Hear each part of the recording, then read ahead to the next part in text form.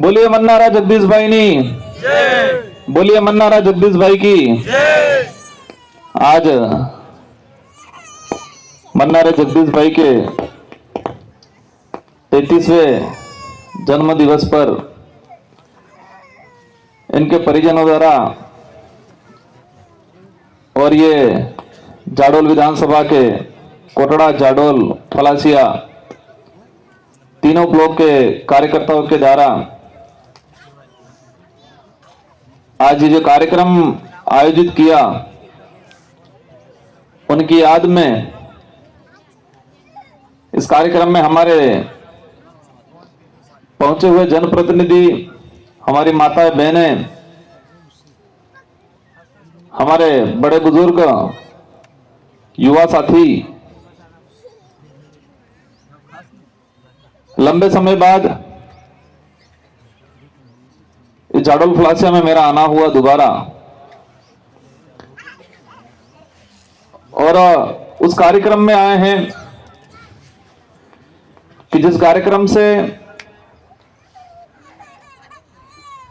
न तो ढंग की पॉलिटिकली बात कर पाएंगे हम, क्योंकि दुख का घटना है ये, और न ही कुछ बोलने की इच्छा हो रही है। इस दुनिया में पैदा बहुत होते हैं। मानव जीवन में अगर जिले की बात करें तो हर जिले में दिन में 10 से 15 जन्म होते हैं। हर दिन 10 से 15 जने जन्म लेते हैं, वो सरवाइव करते हैं।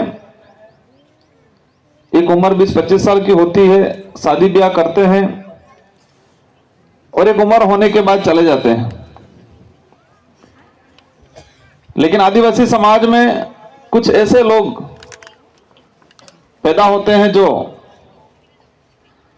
कुदरती ताकत लेके पैदा होते हैं, और उनके अंदर समाज को लेके कुछ कर गुजरने का जुनून होता है। और उसी कड़ी में भाई जगदीश भाई के अंदर एक समाज के लिए, क्षेत्र के लिए कुछ कर गुजरने की एक ताकत थी। उनके माता और पिता दोनों को मैं धन्यवाद देना चाहूंगा कि आपने एक क्रांतिकारी, समाज के लिए कुछ कर गुजरने वाला योद्धा पैदा किया था। और वो इस उम्र में जो 60-70 साल में जो व्यक्ति करता है वो काम करके गया है। 60-70 साल के अंदर कोई व्यक्ति अपनी पहचान बनाता है, परिवार के लिए, समाज के लिए कुछ करता है। उससे भी ज्यादा इस 30 साल की उम्र में उन्होंने काम करके गए। जो व्यक्ति कोई मुश्किल से 60-70 साल की उम्र में कर पाता है, वो काम इस उम्र में करके गए। कांति भाई ने बताया, हमारे पूर्व वक्ताओं ने बताया, जो घटना हुई, और उस घटना को मेरे से ज्यादा कोई नहीं समझ सकता है। वो दिन मुझे याद है कि रात को जब कांति भाई और हमारे साथी निकले थे, फोन पे बात हुई थी मेरी, कितने साथी आ रहे हैं, वहां के रुकेंगे।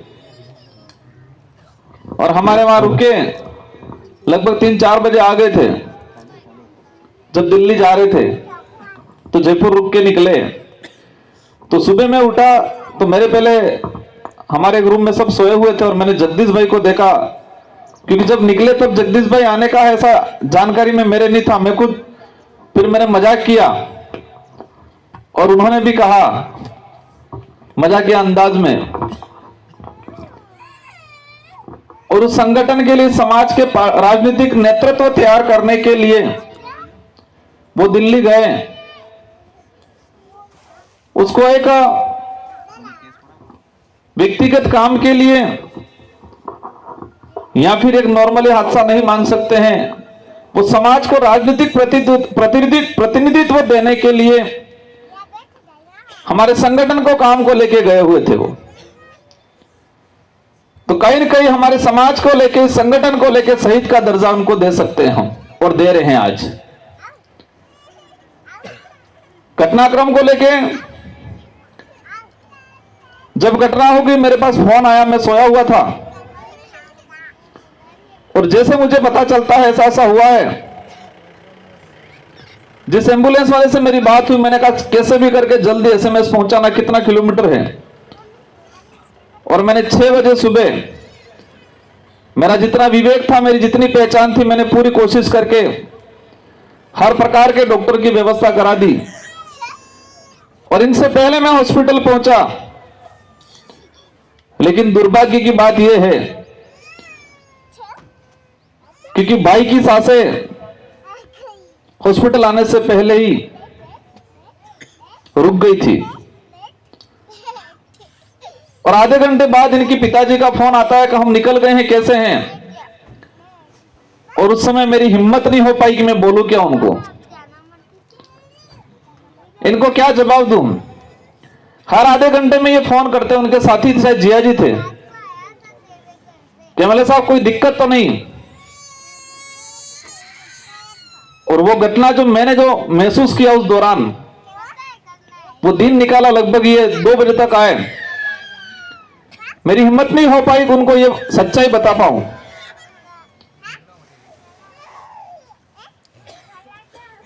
अब मैं इस मंच से यही कहना चाह रहा हूं कि हमने जगदीश भाई को खोया है, लेकिन उनके जो विचार थे, उनके जो उद्देश्य थे, अगर उनको हमने पूरा नहीं किया तो हमारा श्रद्धांजलि कार्यक्रम करना या फिर उनको लेकर याद करना, वो सब व्यर्थ जाएगा। वो चाहते क्या थे? कई बार मेरी मुलाकात होती थी, कहते थे, हमारे उस इलाके में आते थे, चर्चा निकलती थी कि डूंगरपुर या खेरवाड़ा उधर का इलाका एजुकेशन के मामले में अच्छा है। और वो कहते थे मेरा क्षेत्र में एजुकेशन कम है, शिक्षा कम है, नौकरियां कम है, हमें उसको लेके काम करने की जरूरत है। वो बात बताते थे कि हमारे यहां शिक्षा कम होने की वजह से चुनाव के वक्त लोग छोटी मोटी लालच में इधर उधर हो जाते हैं, इसलिए उनको शिक्षित करना पहले जरूरी है। और आपका ये कोई हाईवे निकल रहा है यहां, उसको लेके भी कई बार कहा उस भाई ने मुझे कि एमएलए साहब, हमारे मन का गाड़त है कि कई जगह विसी जाए, और मैं बहुत कोशिश कर रहा हूं कि हमारे लोग वो जमीन नहीं बेचे, और बेचता भी है तो हमारे किसी भाई को बेचे, अदर को नहीं बेचे, मैं कोशिश कर रहा हूं, ये कहा था उन्होंने। क्या इस बातों की पालना कर रहे हो आप लोग सब? उनका एक उद्देश्य था कि ये जो हाईवे जो निकल रहा है, तो हमारे समाज के लोग, क्योंकि आप डोंगरम पड़ जा रहे जा कार्य 10-15-20 लाख डीटा नहीं, और बाहर ना दलाल लाविन तमन थोड़ा बताड़ी दी, तो हमारा मन का गाड़ा वजू करे न जगह कई विसी जाए, तो अब्बा वाला सूर के रहेगा, के मकान बनावेगा, के खेती करेगा, ये चिंता उस भाई को थी। तो वो भाई हमेशा कहता कि मैं सबको मोटिवेशन कर रहा हूं कि हमारी जगह बिजान केने नहीं, वैसे बाई चांस जरूरत भी है ना, जगह बदर भी है, तो वैसे थे हमारे उस भाई ने वैसे इमो प्रयास करो, इम कहते ही भाई। अगर आसपास इलाके में हम सच्ची श्रद्धांजलि देना चाहते हैं तो आज ठान के जाना है, यहां पर जो पांडाल में है, और ये बात अदर सोशल मीडिया के माध्यम से दूसरी जगह जाती है इस इलाके के अंदर, तो आपको सच में इस भाई के जो संघर्ष था, उस भाई के जो उद्देश्य थे, और सच्ची श्रद्धांजलि देने हैं, तो तय करके जाना कि आपड़े अणा इलाका में कौन है कोई जगह बेचेगा नहीं। करोगा? जमीन नहीं बेचोगे, तय करोगे कि नहीं करोगे? करोगे? हाथ ऊंचा करो दिल से। उस भाई का उद्देश्य था कि हमारे भाई किने बिजान जगह नहीं बेचे, अगर बेचता भी है तो हमारे ही किसी भाई को बेचे, ये उद्देश्य था उस आदमी का। थोड़ी तकलीफ सह लेना, थोड़ी कभी मिर्ची रोटी खा लेना, लेकिन जमीन मत बेचना। क्योंकि आने वाली पीढ़ी जिस जमीन को बेचोगे उसी जमीन पे नौकर बन के काम करेगी। और ये देखते हैं हम कई जगह कि कई जगह देखा है हमने कि बड़े बुजुर्गों ने वो जमीन बेच दी, वहां कॉलोनियां बन गई, लेकिन उसी बड़े बुजुर्ग आदमी का बच्चा उसी कॉलोनी में भीख मांग के खा रहा है आज। तो ये स्थिति हमारे यहां नहीं होनी चाहिए। नेशनल हाईवे 8 है, उस पर भी हमने देखा है। एक दो उदाहरण ऐसे आए, कहें एमएलए साहब अब पूरी जगह हमारी थी, आगे बनेगी पीली होटल, पीली बनेगी पीलो पेट्रोल पंप, गणे विच्ची हमारे बापे विच्ची, तमे हो करो हम चौकीदार नु काम करो।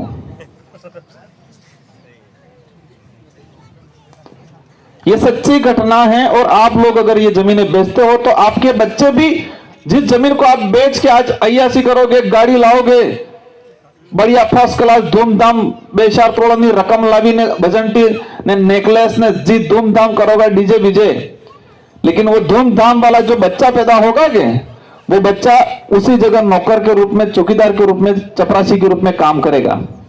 जिस जमीन को आप बेच के अय्यासी करोगे उसी जमीन पे जो बनेगी होटल या मकान, वही आपका बच्चे का बच्चा साफ सफाई नु काम करी नौकर करेगा या मांगी खाएगा।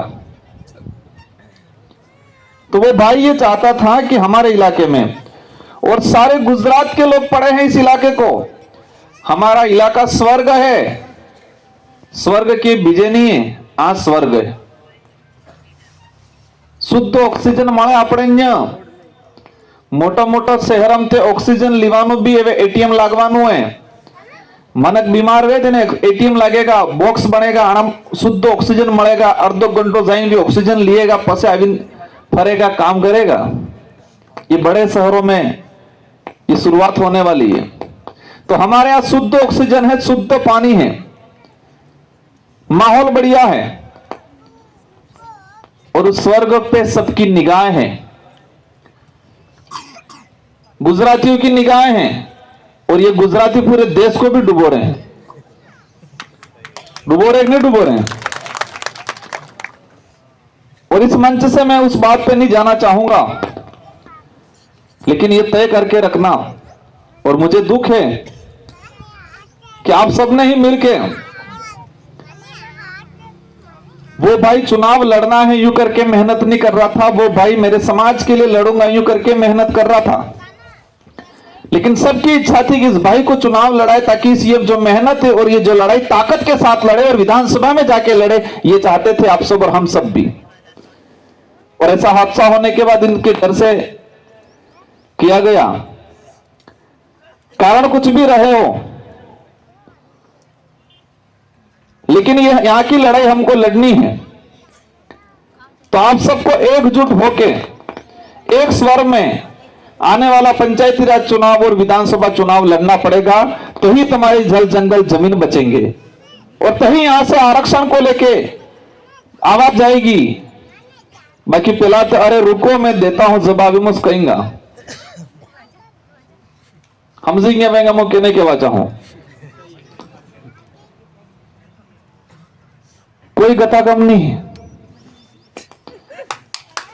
પેલા કોણે બનાવી આલ્યું થોડું, આટલું બોલજો એમ તો આટલું જ બોલી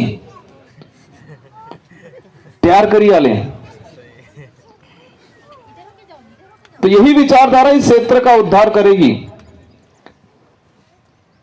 और जगदीश भाई के जो उद्देश्य थे आप सबको मिलकर पूरे करने हैं। उद्देश्य ये थे बच्चे पढ़े, इसलिए मैं जितने जो कार्यकर्ता हैं आस पड़ोस के, क्योंकि वो आदमी आपके इस क्षेत्र में क्रांति लाने का काम किया, उस आदमी ने।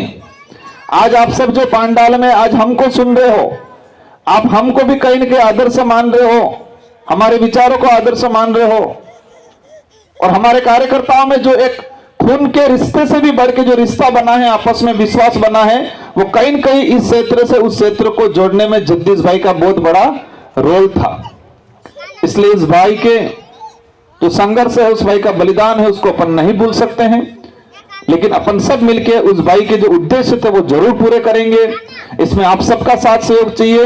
इन्हीं शब्दों के साथ भाई मन्नारा, जगदीश जी और उनके जो परिवार और उनके जो बच्चे हैं, इन सबको भी कभी भी हमारी जरूरत पड़ेगी, हम खड़े रहेंगे। और भाई की दिवंगत आत्मा, आज उनका जो समय हुआ है, कोरोना काल के दौरान एक कार्यक्रम नहीं कर पाए, लेकिन मैं परिवारजन से और सबसे अनुरोध करना चाहूंगा कि हम प्रति साल एक नई तरीके से, एक नया कुछ संशोधन लाके इसी तरह कार्यक्रम करते रहें। इन्हीं शब्दों के साथ आप सबको धन्यवाद, आभार, जय जवाहर।